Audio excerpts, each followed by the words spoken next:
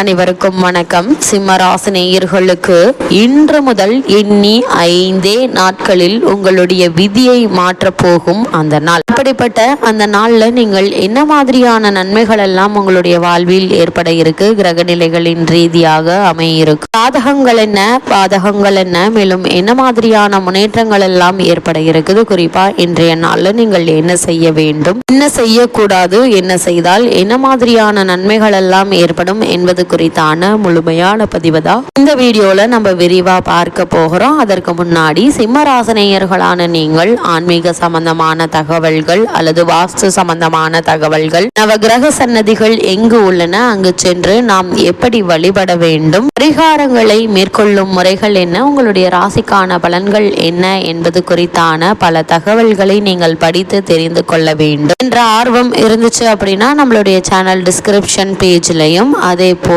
Channel பேஜ்லையும் இதற்கான website link கொடுத்திருக்கோம். இந்த லிங்கை கிளிக் பண்ணி நீங்க படித்தும் தெரிந்து கொள்ளலாம். வாங்க இப்ப வீடியோக்குள்ள போலாம். சிம்மராசினியர்களை பொறுத்த வரைக்கும் இந்த எண்ணி 5 நாட்கள் என்று சொல்லக்கூடிய 2/10/2024 இன்று மகாலய அமாவாசை கொண்டாடப்பட இருக்கு.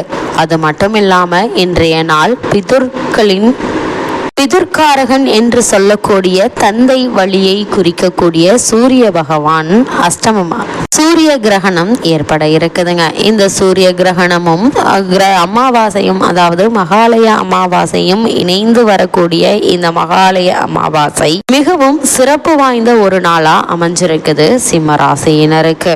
இந்த மகாலய அமாவாசை அப்படின்னா என்ன என்று பார்க்கும்போது, இந்த மகாலய அமாவாசையை மகாலயபட்சம் அல்லது மகாலய அமாவாசை என்று சொல்வார்கள். மகாலயபட்சத்தை பொறுத்த வரைக்கும் மகாலயம் என்பது ஒன்று கூடுவது, பட்சம் என்பது 15 நாட்கள். இந்த காலகட்டம் ஆவணி மாதம் பௌர்ணமிக்கு மறுநாள் பிரதமையில் துவங்கி புரட்டாசி அமாவாசையோடு முடிகிறது.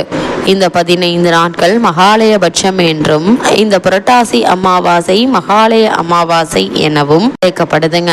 இந்த நாள்ல மறைந்த நம் முன்னோர் பித்ருலோகத்திலிருந்து இந்த 15 நாட்கள் நம்மோடு தங்கும் காலமே மகாலயபட்சம் ஆகும். பித்ரு வழிபாடு இல்லற வாழ்க்கைக்கு பித்ருகளின் ஆசையும் ஆசீர்வாதங்களும் கிடைக்க பெற்று சிறப்பளிக்கின்றன என்பதனால் நம் முன்னோரால் பின்பற்றப்பட்டு வந்துள்ளமை குறிப்பிடத்தக்கது. பித்ருக்களை நாம் அவமதித்தால் அல்லது அவர்களை உதாசீனம் செய்தால் அவர்கள் நம்மை சபித்து விடுவார்கள் என்பதும், அதனால் நாம் குடும்ப வாழ்க்கையில் பல துன்பங்களை அனுபவிக்க நேரிடும் என்பதும் இந்துக்களின் ஐதீகமாக கூறப்படுதுங்க. தை அமாவாசை, ஆடி அமாவாசை ஆகியவற்றை விட திதி கொடுப்பதற்கு மிகவும் சிறந்தது மகாலய அமாவாசை. வருடத்தில் மற்ற மாதங்களில் வரும் அமாவாசை என்று முன்னோரை நினைத்து வழிபாடு செய்வோம். ஆனால் மகாலயபட்ச காலத்தில் பிரதமை துவங்கி அமாவாசை வரை உள்ள காலத்தில் தர்ப்பணம் செய்ய வேண்டும். அனைத்து முன்னோர்களையும் அப்போது நினைவு கூற வேண்டும். புனித நீர்நிலைகளுக்கு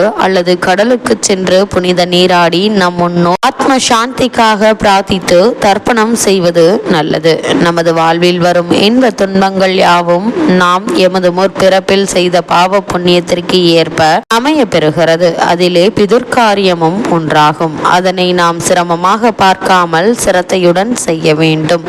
அது தவறின் பிதுர்களின் கோபத்திற்கு ஆளாவோம் என ஜோதிட சாஸ்திரம் கூறுகிறது. இந்த 15 திதி நாட்களில் நாம் மூதாதையர் இவ்வுலகை நீத்த நாளில் அவர்களுக்காக தர்ப்பணம் என்ற நீர்த்தார்க்கடனை நிறைவேற்றி மானசீகமாக அவர்களை தம் இல்லத்திற்கு வரவழைத்து சாதமிட்டு அவர்கள் உயிரோடு இருக்கும் போது அவரை பராமரித்த பாவனையில் நடந்து கொள்வது இந்த சம்பிரதாயத்தின் நோக்கமாக உள்ளது. ஒவ்வொரு அமாவாசை தினத்தன்றும் உச்சரிக்கப்படும் மந்திரம் அவர்களுடைய ஆன்மா எல்லாம் புண்ணியம் அடைய இந்த அமாவாசை நாளில் இந்த தர்ப்பையோடு கலந்த நீரை அவர்களுக்காக அர்ப்பணிக்கிறேன் என்று பொருள். இந்த மகாலய அமாவாசையான இன்றைய தினத்துல முன்னோர்களை வழிபட்டு அவர்களுக்கான இந்த திதி தர்ப்பணம் கொடுப்பதன் மூலமாக அவர்களுடைய வரம் நமக்கு கிடைக்கும் என கருதப்படுது. இதனால் குடும்பத்தில் ஏற்பட்டு வரும் பல இன்னல்கள், சுபகாரிய தடங்கல்களில், தொழில் மற்றும் வியாபாரத்தில் ஏற்பட்டு வரும் நஷ்டங்கள் நீங்கி முன்னேற்ற பாதையில் செல்ல வழிவகுக்கும்.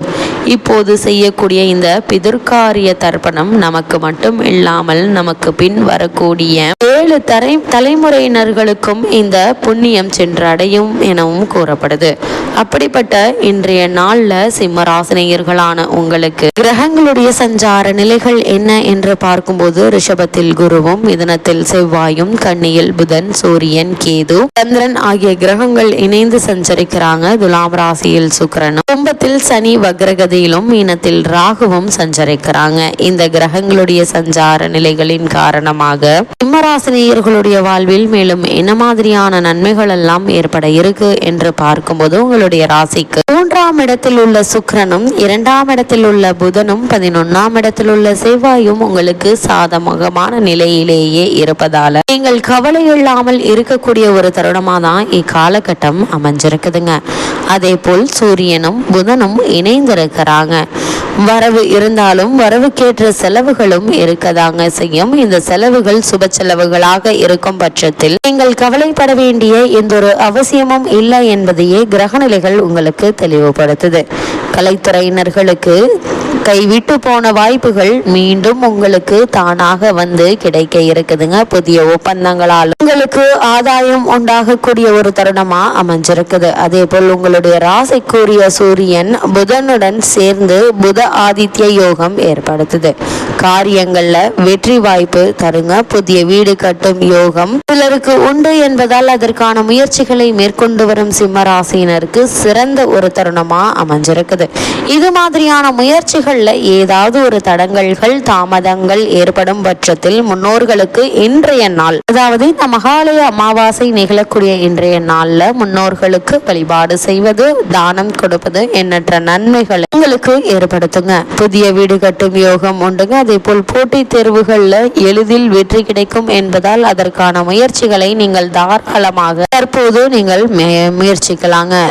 சிம்மராசினியர்களை பொறுத்த வரைக்கும் உங்களுடைய ராசிநாதனான சூரியனுக்கு மிகவும் உகந்தது கோதுமை. அதனால் இன்றைய தினத்துல முன்னோர்களுக்கு திதி தர்ப்பணம் கொடுத்துவிட்டு நீங்கள் கோதுமை தானம் கொடுப்பது எண்ணற்ற நன்மைகளை ஏற்படுத்தும். இருந்தாலும் என்ன மாதிரியான விஷயங்கள்ல நீங்கள் கவனமாக இருக்க வேண்டும் என்று பார்க்கும்போது, 8ஆம் இடத்தில் ராகு இருக்கிறாருங்க, 7ஆம் இடத்தில் சனி இருக்கிறார்.